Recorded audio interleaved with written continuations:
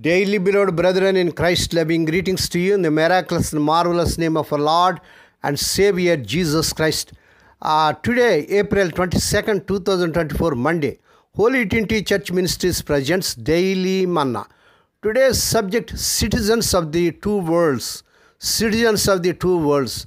Now let us open our Bibles and read a verse from Philippians 3rd chapter 20th verse. But our citizenship is in heaven, and we eagerly await a Savior from there, the Lord Jesus Christ. May God add His blessings through the reading of His precious word. Dear children of God, saints of God, followers of Lord Jesus Christ live in two worlds with two citizenships. We have, as Paul said, citizenship in heaven, but now we have our citizenships in this world.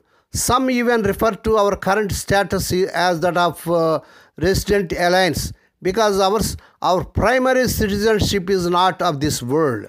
However, having citizenship in heaven doesn't preclude us from having responsibilities in this world. How we can live out our heavenly citizenship here? Pray for leaders. I urge then, first of all, that petitions, prayers, intercession, and thanksgiving be made for all people, for kings and for all those in authority, that we may live peaceful and quiet lives in all godliness and holiness. 1 Timothy 2nd chapter, 1st and 2nd verses. Submit to government authority. Let everyone be subject to the governing authorities, for there is no authority except that which God has established. Romans 13 chapter 1st verse. Render to Caesar. Give back to Caesar what is Caesar's, and to God what is God's. Matthew 22nd chapter 21st verse.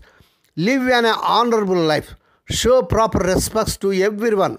Love the family of believers. Fear God. Honor the emperor. 1 Peter 2nd chapter 17th verse. We also have the challenge of living like Lord Jesus in our countries of citizenship. This involves the things that represent His heart. This involves the things that represent His heart. Care for the poor, help for the weak, and justice for the oppressed. All of this, however, exist with a significant qualifier. When threatened by the leaders of the religious government of Israel, Peter wisely responded, "We must obey God rather than human beings." Acts 1st chapter 29th verse. Our first allegiance is always to our Savior and His kingdom. May God bless these few words. Now let us pray. Dear Heavenly Father, Holy Father, we thank Thee and praise Thee for this miraculous and marvelous morning that was given to us to come to Thee and to meditate upon Thy word. Bless those that are listening daily and regularly. Bless those that are sharing the word to their friends and beloved ones. Lord, not only to hear, help them, Lord, to walk worthy according to the word of God.